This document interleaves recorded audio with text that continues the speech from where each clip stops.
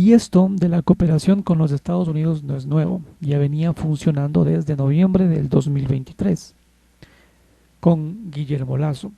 Una vez que Daniel Noboa ratificara estos acuerdos negociados por su predecesor, la cooperación militar entre Ecuador y Estados Unidos ha ido creciendo. Los resultados de las frecuentes visitas de los altos funcionarios de Estados Unidos a Quito durante el gobierno anterior empiezan a salir a flote. En mayo, septiembre, octubre 2023, el expresidente logró cerrar acuerdos, tres militares con Washington, tres acuerdos militares con Washington. La prensa estadounidense resaltó el silencioso proceso con Ecuador, con el que la administración del presidente Joe Biden apostaba a enviar militares en medio de la explosión de los carteles de estas sustancias sujetas a fiscalización en el país. Siguiendo esta línea de cooperación, que no es nueva, previamente en septiembre del 2021 ambos países han suscrito un memorándum de entendimiento regional de intercambio de información para combatir todo esto. En julio del 2023, el Departamento de Defensa estadounidense y el ministro de Defensa, el Ministerio ecuatoriano, firmarían otro memorándum de entendimiento con una hoja bandosno, con una hoja de ruta determinada en materia de seguridad, y la cooperación en el área ha ido creciendo. Desde la salida del, entre comillas, correísmo en el poder, el embajador Michael Fitzpatrick dijo en noviembre del 2023 que las diferentes entidades de su gobierno ya estarían desembolsando alrededor de $1 millón anual en cooperación de seguridad. El nuevo contexto político que se ha venido desarrollando, aunque la crisis de seguridad llevaría 3 años sumiendo al país en una ola de violencia, no sería hasta este 9 de enero que el presidente Daniel Noboa decretara el conflicto armado interno y lo declaró a 22 grupos delincuenciales como terroristas. Y esto coincidió con este beneplácito de la Corte Constitucional el día 11 de enero para dos de los tres acuerdos militares con Estados Unidos, el del Estatuto de las Fuerzas y el de operaciones contra actividades marítimas transnacionales ilícitas, puesto que el de asistencia para intercepción aérea tenía vía libre desde el día 12 de julio del 2023. Sin embargo, los documentos requerirían todavía una ratificación, la del primer mandatario, y su notificación a Estados Unidos para entrar en vigencia y que la cooperación bilateral aumente. Ahora, pero ¿esto qué implica? ¿Qué implica que cada uno de estos acuerdos, qué implica estos acuerdos? El Estatuto de las Fuerzas número 1, este es el marco legal para el ingreso para el ingreso, la operación y el comportamiento del personal civil y militar del Departamento de Estado que se encuentre en territorio ecuatoriano. Entre otras, dispone que el personal estadounidense podrá estar temporalmente en el territorio ecuatoriano para visitas de buques, entrenamiento, ejercicios, actividades humanitarias, pero también para actividades de cooperación frente retos de seguridad compartidos. Este personal estadounidense tendría privilegios, exenciones e inmunidades equivalentes a los que tendría el personal diplomático. Se aceptarían todas las licencias profesionales y estarían autorizados a vestir sus uniformes y portar armas mientras estén en servicio. Estados Unidos mantendría el control disciplinario y la jurisdicción penal sobre su personal dentro del territorio ecuatoriano. 2. Actividades marítimas.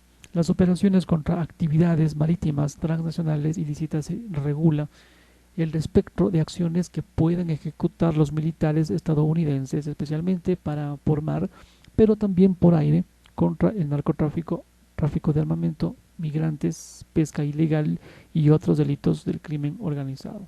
Según el acuerdo, Quito y Washington deben establecer un programa de operaciones marítimas combinadas y designen a uniformados de sus fuerzas del orden para que actúen como agentes a bordo en un buque. De su contraparte, Estados Unidos no podrá realizar operaciones contra actividades marítimas ilícitas en el mar territorial del Ecuador sin la autorización del Estado ecuatoriano. El Ministerio de Defensa podrá autorizar y coordinar con las aeronaves de las fuerzas del orden estadounidense que operen en el espacio aéreo nacional. 3. Intercepción aérea. Asistencia de intercepción aérea establece las líneas de cooperación para que las fuerzas aérea ecuatoriana reciba información de inteligencia y radares de Estados Unidos, así como financiamiento, tecnología y capacitación para interceptar aeronaves sospechosas de tráfico de drogas. El documento establece que el gobierno del Ecuador se abstendrá de usar armas contra aeronaves civiles excepto en caso de defensa propia. También específicamente el acuerdo señala que el Estado no dañará, destruirá ni inhabilitará ninguna aeronave civil en servicio. Tampoco amenazará con hacerlo. Militares de Estados Unidos tendrán inmunidad y libre movilidad en Ecuador. Los disparos de advertencia se realizarían con municiones trazadoras que durante su trayecto dejan una estela de luz sin impactar en dicha aeronave. La Fuerza Aérea Ecuatoriana, la FAE, deberá además evitar impactar durante la intercepción a otras aeronaves cercanas, personas o propiedades en tierra. Con todas estas piezas en su lugar y el pedido de ayuda internacional del presidente Noboa, llegó a Quito la jefa del Comando Sur, general Laura Richardson, por segunda vez y con una extensa comitiva militar. Entonces Richardson reveló al medio Primicias que Estados Unidos tendría un plan de seguridad de 5 años para Ecuador y una ambiciosa cartera de inversiones en seguridad que supera los 93 millones de dólares.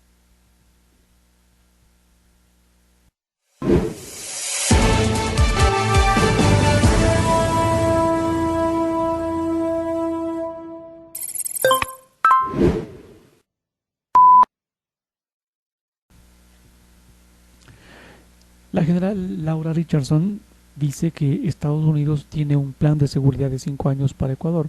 La jefa del Comando Sur habló con Primicias sobre la hoja de ruta de asistencia de este plan de seguridad para el país y la cartera de inversiones sería de 93,4 millones de dólares, más o menos, de que Estados Unidos tendría para el país en esta materia.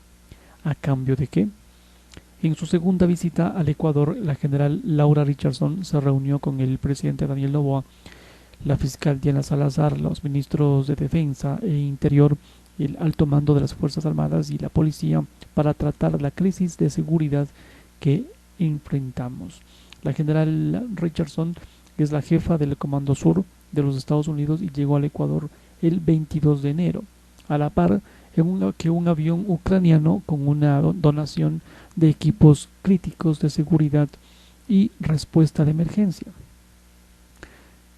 En conversación con Primicias, la comandante habló sobre la hoja de ruta de asistencia de seguridad para Ecuador y la cartera de inversiones sería de 93,4 millones de dólares en la materia que Estados Unidos tendría para el país. Y también dijo o dio detalles de algunos acuerdos de cooperación militar que permiten intercambio de información de inteligencia entre ambos países y operaciones conjuntas contra las amenazas del crimen organizado. ¿Cuáles serían estas primeras conclusiones después de sus reuniones con el presidente y la fiscal general? El propósito de estas era escuchar, no se reunieron con el presidente y el gabinete el día 22 de enero y estuvo acompañada del ex senador Christopher Dodd, que es el asesor del presidente Joe Biden para el hemisferio occidental.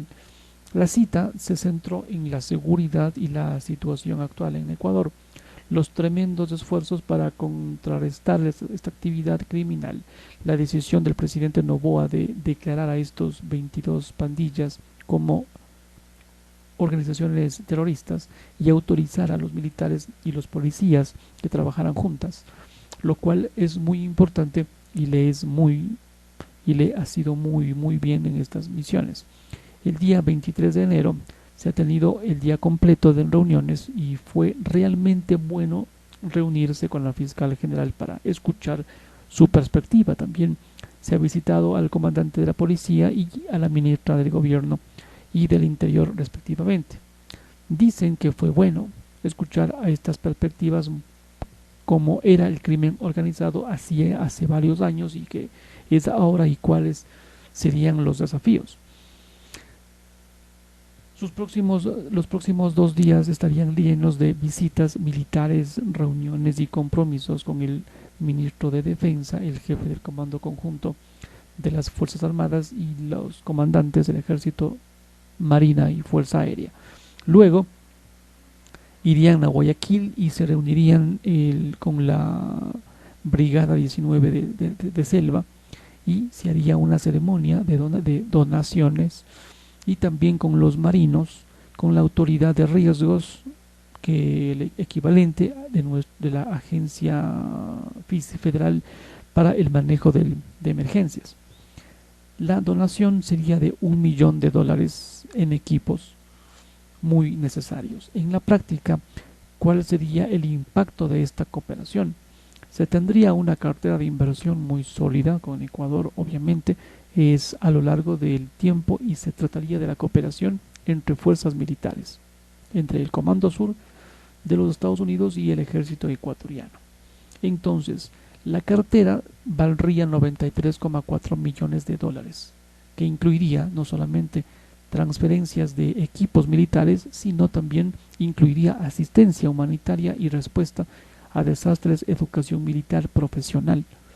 Y esta educación es importante, no solamente consistiría en que los militares ecuatorianos irían a capacitarse allá, a los Estados Unidos, sino que también en varias cosas que se traerían al Ecuador, como por ejemplo equipos de capacitación móviles que podrían entrenar más en Ecuador en comparación a que unos pocos viajaran para recibir capacitación.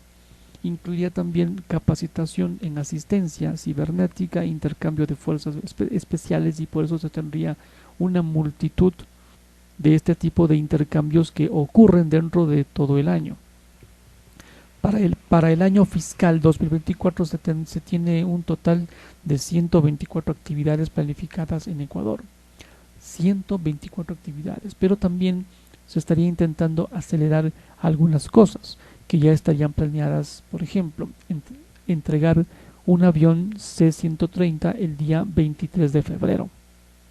Lo vamos a ver. Y también tendremos otras cosas en proceso para acelerar el aumento de la transferencia de equipamiento militar. Esta cartera de inversión es de cooperación no reembolsable, y es correcto, si es una inversión de Estados Unidos y Ecuador juntos. Estados Unidos, le preguntas, está financiando el programa de recompensas en Ecuador y ha anunciado una mayor presencia de agentes del FBI en el país. ¿Esto qué implica?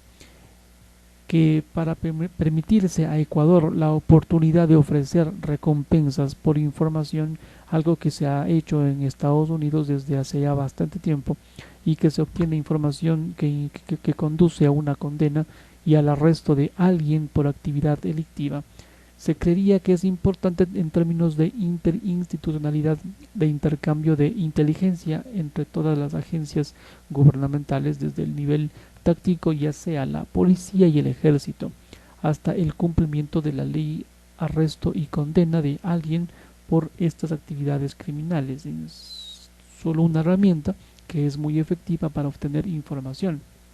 ¿Cuál es la posición de Washington frente a los fugitivos ecuatorianos investigados en casos de crimen organizado que estarían en Estados Unidos? Por ejemplo, el caso Javier Jordán, que vive en Miami y ha solicitado asilo. En respuesta a esto, la dejaría a la embajada de Estados Unidos, dice, en Quito, que él dice que no hace esa parte y más bien hace cooperación en materia de seguridad y cooperación entre militares. Por eso es parte del trabajo interagencial que se haría entre la Interagencia del Ecuador y la Interagencia de los Estados Unidos. O sea, en ese intercambio de inteligencia hay información sobre las posibles narcogenerales y otras denuncias sobre lavado de activos que ha hecho el embajador Michael Fitzpatrick. Sobre esto le responde nuevamente, lo dejaría a la embajada de los Estados Unidos en Quito.